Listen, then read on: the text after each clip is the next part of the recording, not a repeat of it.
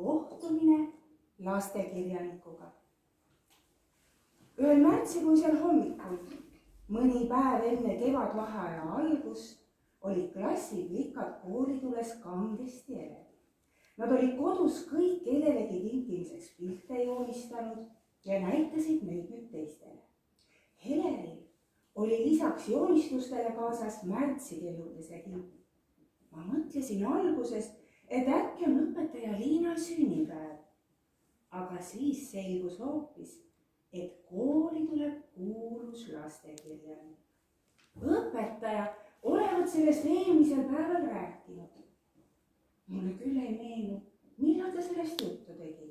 Võib-olla siis, kui Gregor, kes istub mu taga, mind jalaga tagus. Ma mäletan, et püüdsin talle kõigest vähest kannaga vastu anda, kuid selja taha on hulga keerulisem lüüa kui ette. Pärast tunde klaarisime selle asja küll Greksiga ära. Aga jah, see lastekirjaniku jutt läks mul küll kõrvust mööda.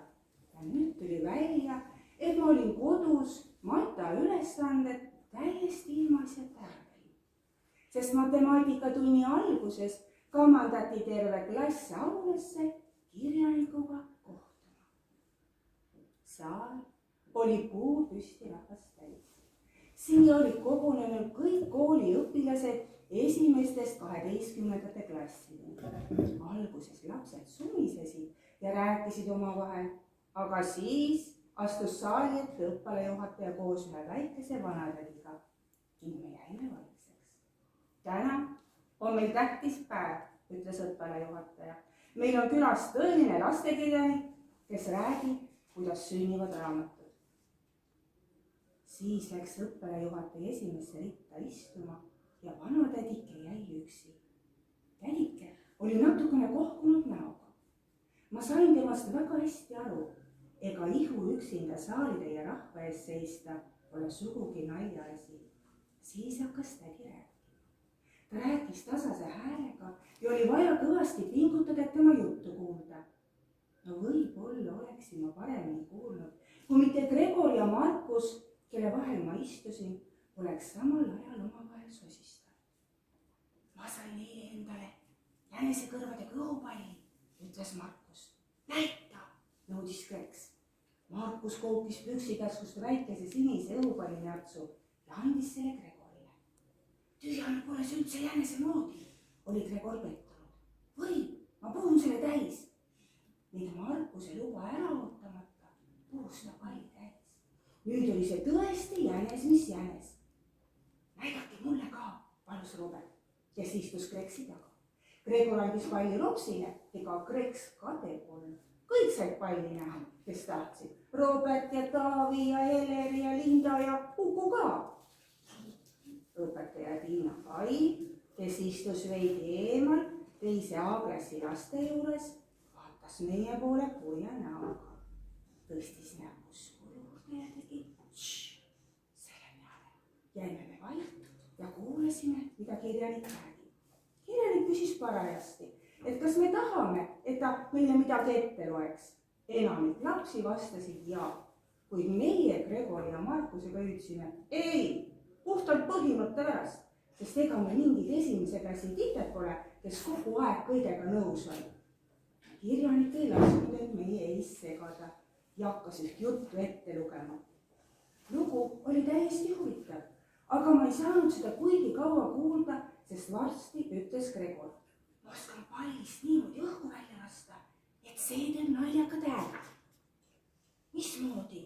Küsisime meie Markusega. Gregor võttis õhupalli ettevaatlikult näppude vahele, kiskus selle hetkeks pilukile, ise samal ajal palli pistades. Üle saali kõlas elev jõusatus. Lastekirjanik ei teinud liiksust väljagi, ent õpetaja Pai saatis meie suunas äärmiselt hukkamõistva pilgu. Läks veidi aega, enne kui Greks end jälle kogus.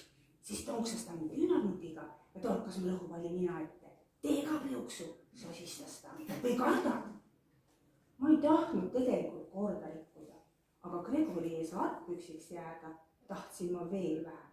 Sellepärast võtsingi ma tema käest palli, kuid õnnetuseks nii kobar, et see vupsas mu käte vahelt välja ning lendas rumalalt plärisedes üle saali otse lastekirjaniku jalge ette. Kirjaniku tädi katkestas selle peale lugemise ja küsis siis saalilt, et kas tal äkki poleks juba aeg lõpetada. Me ütlesime kõik kooris jaa. Nüüd tõusis õppealajuhataja oma kohalt püsti ning palus kirjanikku, et too veel mõneks ajaks saali jääks ja lastele autogramme jagaks. Mis asi see autogramm on, küsis Robert. Teda huvitab kõik, mis on autodega seotud. See on kuulsa inimese allkiri, teadis Linda. Mõned isegi koguvad neid. Lindal oli kodunt kirjaniku kirjutatud raamat kaasa võetud ja ta suundus sellega pikka järjekorda. Mis tädi juurde tekkinud oli, Linda kavatses autogrammi raamatusse küsida. Ma jäin täitsa kurvaks, et mul ühtegi raamatut kaasas polnud. Aga siis tuli välja, et raamatut ei läinudki vaja. Autogrammi võis ka päärikusse või lihtsalt paberilehe peale võtta või käe peale. Nii ma palusingi tädil oma nime mulle käeselja peale kirjutada. See jäi hästi lahe, nagu mõni tätoveering. Ma näitasin seda ka Gregorile, ent tema leidis, et autogrammid on mõttetud. Mina küll nii ei arva. Minu autogramm oli mulle suureks abiks, kui ma kodus emmele rääkisin, et me koolis kuulsa kirjanikuga kohtusime, tahtis enne kirjaniku nime teada ja ehkki ma olin selle täiesti ära unustanud, sai ta seda nüüd mu käe pealt ning tuli välja, et emps täitsa teadis, kes see kirjanik